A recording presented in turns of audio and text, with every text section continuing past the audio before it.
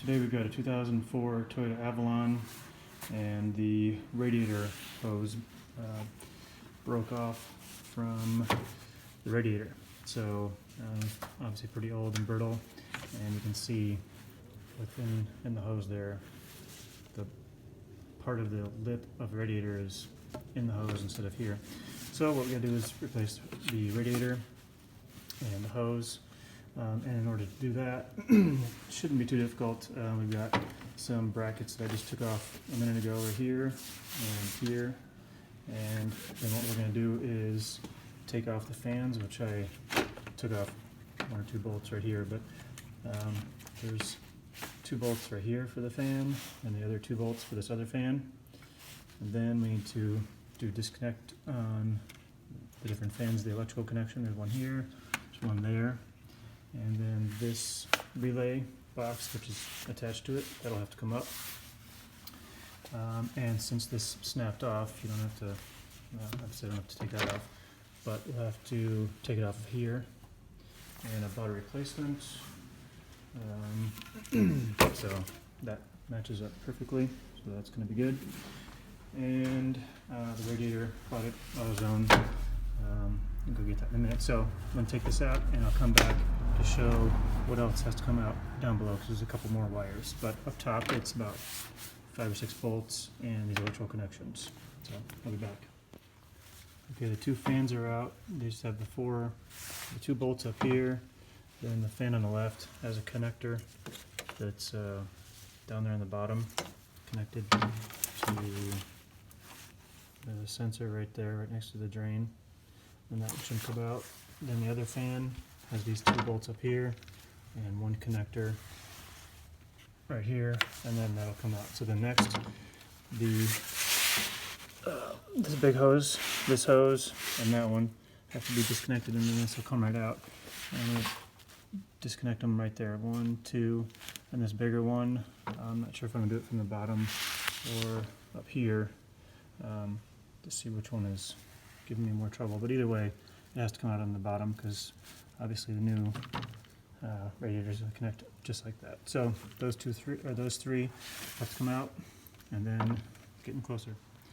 When I took off at least the 2 hoses on the bottom, I opted to take them off from the bottom and not from over here, just because I had a little bit more room and I could pull out easier on the hose than I could over here. So this other bigger one, the last one, I'm not sure. I'm going to try again from down there. We'll see how that goes. But I just put a little bit of PB Blaster on the end of the hose, and then gently with pliers sort of pull it out without, gripping too much of the hose, just enough, and then it came out pretty easily. Okay, the bigger hose, the clip actually was already broken, probably rusted off or something, so it ended up still being easier to take it off from the bottom here. Of course, more is going to drain out. And then once those 3 in the bottom are out, then the radiator just comes right out. And now I'm going to show you the radiator. Here's the old radiator and the new one. They're identical. When you take the old one out, there's a sensor right into here, so make sure to take that out. Take that out gently. You're going to put it right into the empty plug over here. Other than that, it should be ready to go. Okay, so now those are back on there, the bottom 3. So to me, it was easiest to do it from the bottom and not from connections up here. And now next, we already have the sensor put in from the old one. So the connector to that is on the fans, which will go in next. It already came with the drain valve, so that's good. This was existing, so that's brand new. You don't have to worry about taking that one off. And it just sits in there. It's a little bit loose right here because we haven't put the connections in up here. And then we're going to replace this hose once we're done, because part of the old radiator broke off in there. That's that rust colored stuff. So I'll have a new hose shortly. And so yeah, now next goes in are the fans, which just reverse of how they came in there. Make sure you know the top and the bottom connector for that. For the sensor is that one. And just be careful not to bend any fins or anything like that.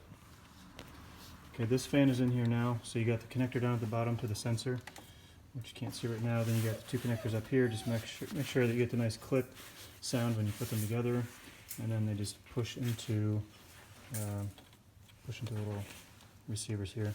The other fan just pushes straight down. You're gonna push this harness up and out of the way, and then that should slide down in there.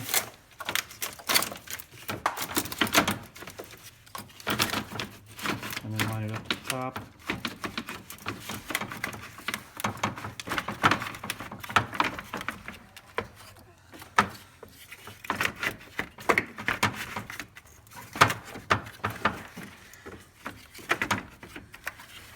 And then it's almost there. And then put the connector together.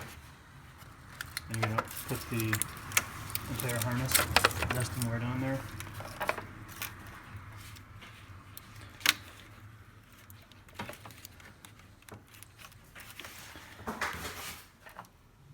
Now we have the second fan there. You just put the square nuts that probably came with it, or you can get it off the old one. They go in this little keyway, push them down, and they'll make a little snap sound. Put the bolt right in there. Right now it's just finger tight. I'm gonna put the harness back on there. That'll clip on there. And then we're gonna put the other bolt onto here. Tighten that down. Just 5 fingers. And then we're gonna put the put these back into here and put the hose back on there.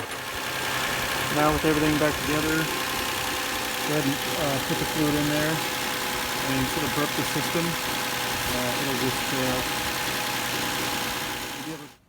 okay, what I was saying at the end, which you couldn't hear over the sound of the engine, was just put the fluid in the degas tank and also open up the radiator cap and put it in there. And what I was doing was sort of squeezing the hose to burp the system as I'm pouring the coolant in there, and just keep squeezing the hose, pouring the coolant in there, and it should take most of it, or it should take, you know, a gallon or 2 gallons, how much ever you lost. And then just turn the car on, check the fluid, drive it around a little bit, keep checking the fluid for the next couple days, and you can always just, again, just squeeze that hose to burp the system. If you are driving and you have you come to a stop sign and there's no heat, it's probably because you have air in the system, and you'll just need to keep doing that. It really doesn't take very long.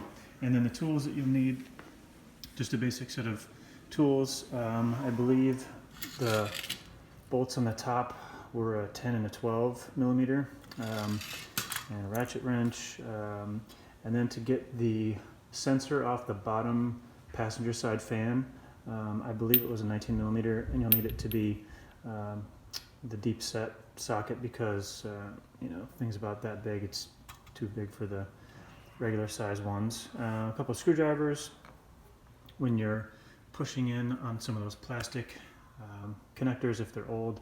I was using that to help put a little bit of added pressure on it, and a couple pliers to move those clips, and to maybe grab some of the smaller hoses and to help gently pull it off of whatever it's on. So really pretty basic job, not too difficult, about an hour and a half maybe. The radiator was about $180, but you can get them cheaper if you want to wait a few days.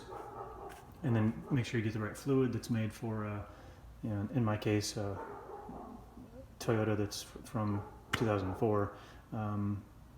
Make sure you get the right color, which in my case was the red pink, especially made for Toyota cars of that age.